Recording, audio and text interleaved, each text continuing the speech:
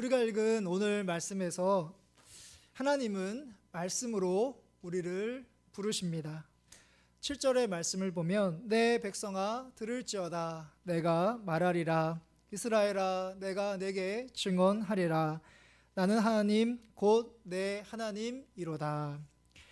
하나님이 우리에게 말씀하시는 분이라면 우리는 그 말씀을 듣는 사람들입니다. 여기서 들을지어다 라고 표현된 듣다라는 이 동사는 어디에서 들려오는 소리를 우리가 우연히 듣는다라는 의미가 아니라 귀 기울여 듣는다라는 뜻입니다. 하나님이 택하신 이스라엘 백성의 특권이 있다면 그들은 하나님으로부터 말씀을 받았다라는 사실입니다. 바울은 로마서 9장 4절 말씀을 보면 이스라엘 백성들이 바로 양자됨과 영광과 언약들과 율법을 세우신 것과 예배와 약속들이 이스라엘 백성들에게 있다라고 소개하고 있습니다. 이 말씀에 나와 있는 언약이라든지 율법이라든지 그리고 약속들이 바로 하나님께서 직접적으로 이스라엘 백성들에게 이야기하셨거나 또는 하나님께서 선택하신 그분의 종인 선자를 통해서 바로 하나님께서 이스라엘 백성들에게 하나님의 말씀을 선포해 주셨던 것이죠. 하나님은 열심히 이렇게 이스라엘 백성들에게 말씀하셨건만 그들은 그 말씀을 경청하지 않았고 결국 하나님으로부터 멀어졌습니다. 우리가 살고 있는 이 시대는 하나님의 말씀을 듣는 것이 참 쉽고 말씀이 풍년인 시대를 살아가고 있지만 우리의 마음은 점점 메마르는 것 같고 우리가 살고 있는 이 사회는 점점 강팍해지는 것 같습니다. 말씀이 없기 때문이 아니라 바로 말씀에 귀 기울이는 사람들이 점점 줄어들고 있기 때문입니다. 경청하더라도 내가 듣고 싶은 메시지, 내가 만약에 재정적으로 부유해지는 것에 관심이 있다면 또 내가 건강해지는 것에 관심이 있다면 또는 나의 자녀들이 잘 되는 것에 관심이 있다면 우리는 그런 것에 관련된 말씀만 귀 기울여 들을 때가 참 많다는 사실입니다. 우리가 함께 읽은 오늘 말씀의 7절의 말씀을 보면 내가 내게 증언하리라 라는 구절이 있습니다. 본래의 이 뜻은 내가 내 잘못에 대하여 증언할 것이다. 그러니까 내가 너의 잘못에 대하여 경고할 것이다 라는 의미가 담겨져 있습니다. 그러니까 하나님이 말씀으로 우리가 얼마나 잘못된 행동을 하고 잘못된 생각을 살아가고 있는지를 바로 하나님께서 말씀을 통해서 우리에게 가르쳐 주신다는 사실입니다. 우리가 지난 2주 동안 새벽기도 시간에 에스라 말씀을 같이 함께 나눴는데요. 새벽기도 시간에 참여하신 분들이라든지 아니면 단톡방에 올려있는 그 새벽기도 그 음성을 들으신 분은 아시겠지만 에스라 말씀에서 크게 중요한 두 가지 사건이 있다면 바로 예루살렘 성전을 완성하는 일과 그리고 에스라의 회개 이 두 가지를 꼽을 수 있습니다. 하나님께서 바벨론 포로였던 이스라엘 백성들을 이제 70년이 지난 다음에 이제 예루살렘으로 돌아오게 하셨거든요. 돌아오게 하신 다음에 가장 중요하게 했던 일이 바로 예루살렘 성전, 그러니까 무너진 예루살렘 성전을 완성하는 일이었습니다. 근데 계속해서 이 성전을 짓지 못하도록 대적하는 사람들이 있었던 것이죠. 그들이 계속해서 방해하고 상소를 올리고 하는 일들로 15년이라는 아주 긴 세월 동안 성전을 짓지 못하고 멈춰져 있었습니다. 또한 이뿐만이 아니라 에스라가 이제 들었던 이야기 가운데 이스라엘 백성들이 서로 같은 민족끼리 결혼을 해야 되는데 그것이 하나님의 뜻인데 이들이 이방 나라의 여인들과 결혼하고 자녀를 낳았다는 소식을 듣게 되었습니다. 이때 에스라가 그들의 죄로 그들에게 비난하고 정죄하는 것이 아니라 이것은 나의 죄입니다 라고 회개하며 나아가는 것을 볼 수 있습니다.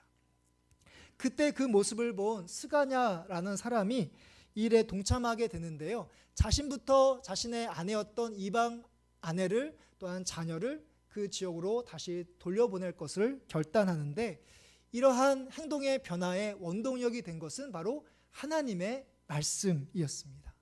에스라서 10장 3절에 보면 이렇게 이 스가냐가 고백하고 있습니다. 곧 내 주의 교훈을 따르며 우리 하나님의 명령을 떨며 준행하는 자의 가르침을 따라 이 모든 아내와 그들의 소생을 다 내보내기로 우리 하나님과 언약을 세우고 율법대로 행할 것이라. 하나님의 말씀에 대한 내용이 많이 나오죠. 교훈이라든지 명령이라든지 가르침이라든지 언약이라든지 율법이라든지. 그러니까 아까 제가 말씀드렸던 계속해서 예루살렘 성전을 지어야 하는데 멈춰져 있었을 때 바로 하나님께서 말씀을 주셔서 수룹바벨과 예수아가 그 말씀에 순종해서 그들이 중심이 돼서 다시 예루살렘 성전을 완공할 수 있었고요.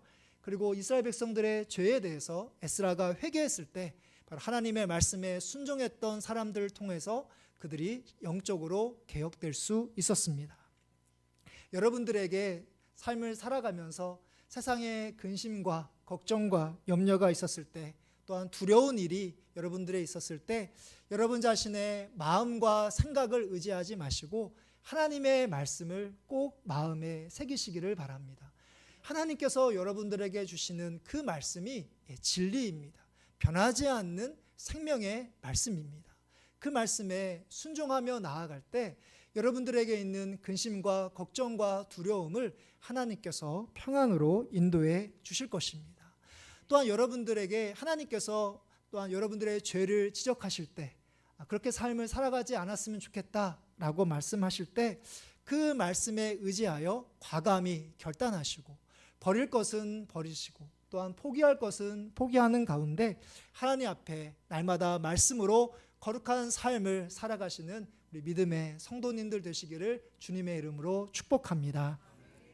이어서 오늘 말씀에서 하나님은 이 세상 모든 것이 나의 것이다, 나의 소유이다 라고 하나님이 말씀하십니다. 10절부터 11절의 말씀을 보면 이는 산림의 짐승들과 뭇산의 가축이 다 내 것이며 산의 모든 새들도 내가 아는 것이며 들의 짐승도 다 내 것이므로다. 모든 만물이 다 하나님의 것이다 라고 하나님께서 말씀하시는 이유는 바로 이스라엘 백성들이 하나님께 드렸던 번제, 그러니까 제사와 관련이 있습니다. 8절부터 9절의 말씀을 보면 나는 내 재물 때문에 너를 책망하지는 아니하리니 내 번제가 항상 내 앞에 있음이로다. 9절에 보면 내가 내 집에서 수소나 내 우리에서 순염소를 가져가지 아니하리니 라고 말씀합니다.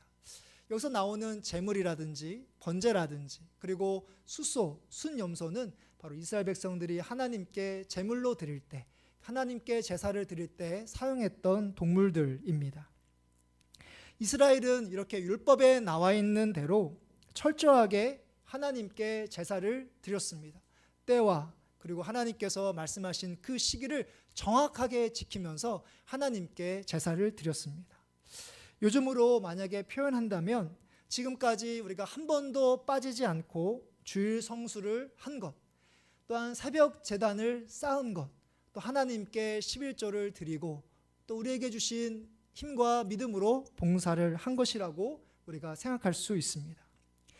우리 스스로 생각하기에 참 내가 대견하다, 내가 자성스럽다 여기는 것들입니다. 우리는 이렇게 하나님이 원하시는 모습을 통해서 신앙생활을 하고 봉사를 했을 때 하나님께서 참 기뻐하실 것이다 라고 우리가 생각을 합니다. 이스라엘 백성도 마찬가지였습니다. 하루도 빠지지 않고 제물을 드린 자신들을 하나님께서 기뻐하실 것이다, 만족하실 것이다 라고 생각을 했습니다. 근데 오늘 말씀을 보면 이스라엘 백성들이 하나님께 번제를 드리고 제사를 드린 것에 대해서 하나님이 너무 기뻐하시고 만족하시는 모습을 우리가 찾아볼 수가 없습니다. 오히려 하나님은 그 모든 것이 다 나의 소유이다, 내게는 하나도 필요 없다 라고 말씀하십니다. 왜냐하면 이스라엘 백성들은 하나님으로부터 마음은 멀어지고 겉 형식만, 겉 모양만 하나님께 예배를 드렸기 때문입니다.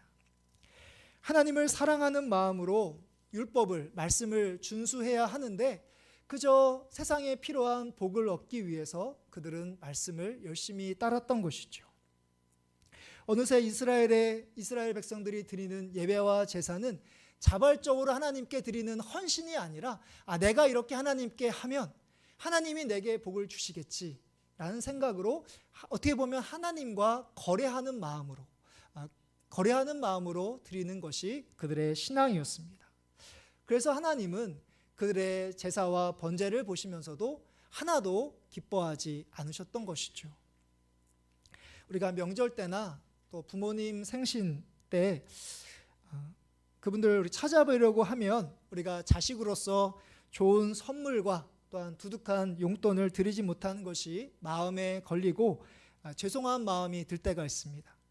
만일 부모님이 그런 우리들의 마음을 보신다면, 그것을 우리가 부모님이 만약에 알아채리신다면 우리를 향하여 뭐라고 말씀하실까요? 제대로 준비해서 와야 한다고, 그렇지 않으면 오지 말라라고 말씀하실까요? 그렇게 얘기 안 하시겠죠. 죄송하거나 또한 미안해 할 것 없고 내게는 아무것도 필요 없다. 나는 모든 것을 다 가지고 있다. 너만 와서 같이 얼굴을 대하면 된다라고 우리 부모님들은 그렇게 말씀하실 겁니다. 부모님을 보기 위해서 시간을 내서 찾아온 자녀들을 보는 것만으로도 부모님은 충분하고 그 순간 모든 것을 가진 자처럼 만족하시고 행복하게 생각하실 부분들이 바로 우리의 부모님들이십니다. 하나님도 마찬가지입니다. 우리가 아무리 내가 생각하기에 이렇게 예물을 드리고 내가 이렇게 봉사를 하면 하나님께서 기뻐하시겠지라고 우리가 아무리 최대한 그 기준을 높이 생각한다 하더라도 우리가 하나님을 충분히 기쁘게 해드릴 수 없고 하나님을 충분히 만족시킬 수는 없다라는 사실입니다. 하나님은 그저 우리가 하나님 앞에 나올 때 하나님으로 인해서 기뻐하고 즐거워하고 하나님의 은혜에 감사하는 마음으로 하나님을 예배하기만 하면 그것으로 하나님은 충분하게 생각하신다는 사실입니다. 그냥 그런 우리들의 모습으로 만족하십니다. 바로 우리가 바로 천하보다 귀한 그 어떤 것과 바꿀 수 없는 가장 소중한 존재이기 때문입니다. 그래서 하나님은 하나님에게 있어서 가장 아끼시는 단 하나뿐인 독생자 예수 그리스도를 우리를 구원하시기 위하여 이 땅에 보내주셨고 우리로 하여금 영원한 생명을 얻게 하셨던 것이죠. 예수님은 우리가 소중하게 여기는 재물을 위해서 또는 소유를 위해서 또 우리의 돈과 우리의 건강을 위해서 바로 예수님께서 우리를 위하여 죽으신 것이 아닙니다. 바로 우리 자신을 위해서 그 어떤 우리가 소유하고 있는 것을 위해서 죽으신 것이 아니라 희생하신 것이 아니라 바로 우리 자신을 살리시기 위하여 바로 예수님께서 이 땅에 오셨고 또한 십자가에 죽으시고 부활하셨다는 사실입니다. 하나님이 하나뿐인 독생자를 십자가에서 죽게 하실 만큼 우리를 향하신 하나님의 그 사랑을 우리가 알고 그 사랑에 감사하여 하나님께 예배를 드리는 그런 모습을 하나님께서 기뻐하시고 기대하신다는 것을 기억하시기를 바랍니다. 우리는 지금까지 삶을 살아오면서 하나님께서 원하시는 우리의 마음 또한 우리의 자신을 하나님께 드리는 것보다는 이미 하나님께서 우리에게 주신 우리가 소유하고 있는 것들을 하나님께 드리면서 이 정도면 됐지, 이 정도면 하나님께서 기뻐하시겠지라고 생각하면서 신앙생활을 해왔습니다. 이제부터라도 하나님께서 정말 원하시는 것을 우리가 하나님 앞에 드릴 수 있기를 바랍니다. 우리의 마음을 하나님께 드리시기를 바랍니다. 주일 앞에 주일 예배에 나오신 우리의 마음이 주일이니까 꼭 지켜야 하니까 만약에 의무감으로 만약에 억지로 만약에 이 앞에 이 자리에 나오신 분들이 계시다면 그 마음을 하나님께 있는 그대로 고백하시면서 하나님 제가 이렇게 억지로 또한 의무감으로 하나님 앞에 나올 때가 참 많습니다. 마음이 무겁게 나올 때가 많습니다. 하나님 나의 마음이 자원하는 마음으로 기쁜 마음으로 하나님 앞에 예배할 수 있도록 인도해 주십시오. 그렇게 기도하며 주 앞에 나오시기를 바랍니다. 논밭의 오곡백과 우리 찬양대가 부른 우리 귀한 찬양의 가사처럼 논밭의 오곡백과를 보면서 벌써 이제 가을이구나, 이제 겨울이 오겠구나, 이제 그냥 결실이 맺었구나, 해가 좋아서 이렇게 우리가 당연하게 생각할 때가 참 많은데요. 당연하게 생각하는 것이 아니라 바로 하나님의 인도하심이었구나, 하나님의 돌보심이었구나 라면서 하나님께 진정으로 하나님께 모든 것이 하나님의 인도하심과 하나님의 간섭하심임을 고백하면서 하나님께만 영광을 돌리시는, 모든 것이 하나님 때문입니다, 하나님의 인도하심 때문입니다, 하나님의 은혜입니다 라고 하나님께 영광을 올려드리며 예배하시는 우리 귀한 믿음의 성도님들 되시기를 간절히 바랍니다. 하나님께서 기뻐하시는 우리 자신, 또 우리의 마음을 드리는 것이 과연 무엇일까? 구체적으로 우리를 하나님께 드려야 된다고 말씀하셨는데, 우리의 마음을 드려야 된다고 말씀하셨는데 구체적으로 그것은 무엇일까? 어떻게 우리가 실천할 수 있을까? 오늘 말씀 14절부터 15절에서 우리에게 가르쳐 주고 있습니다. 14절부터 15절의 말씀, 맨 마지막에 있는 우리 두 구절 같이 함께 한 목소리로 읽도록 하겠습니다. 감사로 하나님께 제사를 드리며 지존하신 이에게 내 서원을 갚으며 환난 날에 나를 부르라. 내가 너를 건지리니 내가 나를 영화롭게 하리로다. 아멘. 그러니까 두 가지인데요. 이제 감사로 하나님을 예배하는 것, 또한 두 번째는 환난 날에 하나님을 부르는 것, 기도입니다. 그러니까 감사로 제사를 드리는 것, 환난 날에 하나님께 기도하는 것입니다.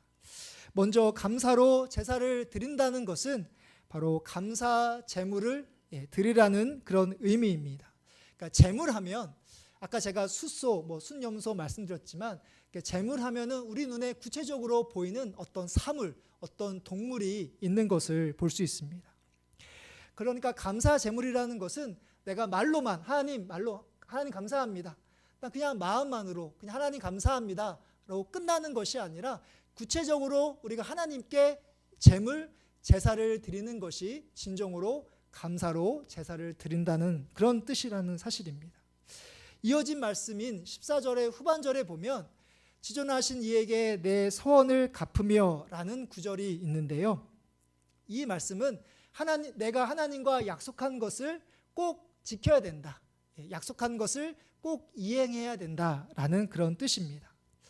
하나님과의 약속은 하나님이 나한테 먼저 약속하신 것이 아니라 하나님이 내게 이런 것을 베풀어 주시면 제가 이렇게 삶을 살아가겠습니다. 내가 하나님과 한 약속입니다. 내가 먼저 한 약속입니다. 하나님은 가장 높으신 분이시기 때문에 우리가 약속한 것을 말로 잘 지켰다고, 하나님 제가 지켰죠 라고 말로 할 수 없고 우리의 삶을 통해서, 행실을 통해서 그대로 온전히 하나님께 보여져야 한다는 것이죠. 그래서 로마서 12장 1절에 보면 하나님께서 우리를 향해서 말씀하시는 영적 예배는 우리의 몸을 하나님께 산 제물로 드리는 것, 우리의 몸을 하나님께로 산 제물로 드리는 것이 바로 하나님께서 받으시는 영적 예배다라고 말씀하고 있습니다. 17세기 시인 중에 한 사람인 조지 허버트라는 사람이 성전이라는 시를 썼는데요. 이 성전이라는 시 구절 가사의 구절에 이런 부분이 있습니다. 당신은 내게 많은 것을 주셨습니다. 그러나 감사하는 마음 그 한 가지만 더 허락해 주십시오. 마치 당신의 축복이 영원하다는 듯 기쁠 때만 감사하지 않게 해 주십시오. 감사하는 마음이 나의 심장 박동이 되어 당신을 찬양하게 하소서라고 고백하고 있습니다. 우리는 우리의 마음으로 충분하다고 생각합니다. 또 우리가 하나님께서 우리에게 복을 주실 때 그때만 감사하기도 합니다. 그러나 감사하는 마음이 나의 심장 박동이 되어 당신을 찬양하게 해달라고 이 시인은 기도하고 있습니다. 심장이 얼마나 중요한지 제가 자세히 설명드리지 않아도 여러분들 잘 알 것입니다. 우리가 심장이 뛰지 않으면 우리가 그냥 죽게 되는 것이 우리의 심장이죠. 심장이 가장 중요합니다. 매 순간 범사에 감사하여 우리의 몸이 온통 감사로 가득하기를 소원합니다.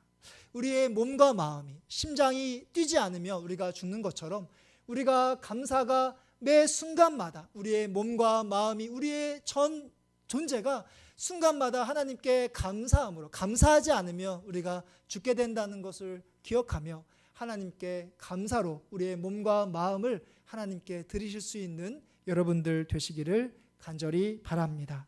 이제 마지막으로 기도인데요. 환난 날에 하나님을 부르라 라고 말씀하십니다. 주보 칼럼에 제가 하나님께 감사하십시오 라는 글을 실었습니다. 그 글 중간에 보면 이런 구절이 있습니다. 우리에게 어려운 일들을 겪게 하신 하나님께 감사하십시오. 그분이 주신 구원은 너무나 기쁜 것이지만 동시에 우리의 용기와 담력과 거룩이 필요한 것입니다. 따라서 어려운 일들은 우리가 그 모든 영광을 누릴 자격이 되는지 시험합니다. 예수님은 많은 아들을 이끌어 영광에 들어가게 하십니다 라는 구절입니다. 여러분들에게 어려운 일들이 있었을 때, 우리가 기쁠 때도 물론 감사해야 되지만 어려운 일들을 경험했을 때에도 하나님께 감사해야 한다라는 그런 내용입니다. 여러분들이 어려운 일들을 겪으셨을 때요, 또 갑자기 다치거나 또한 몸이 병들거나 또한 자녀들이 잘 안 되거나 이렇게 여러분들이 어려운 일들을 겪으셨을 때 절대로 하나님께 내가 뭔가 잘못했기 때문에 하나님이 내게 벌을 주시는 것은 아닐까, 절대로 이렇게 생각하지 마시기 바랍니다. 하나님이 나를 싫어하시는 것은 아닐까, 하나님께 더 열심히 살아야 되는데 그러지 못해서 하나님께서 내게 벌을 주시는 것은 아닐까, 절대로 그렇게 생각하지 마시기 바랍니다. 방금 전 제가 소개한 글을 보면 온통 영적으로 유익한 그런 내용들로 가득 차 있습니다.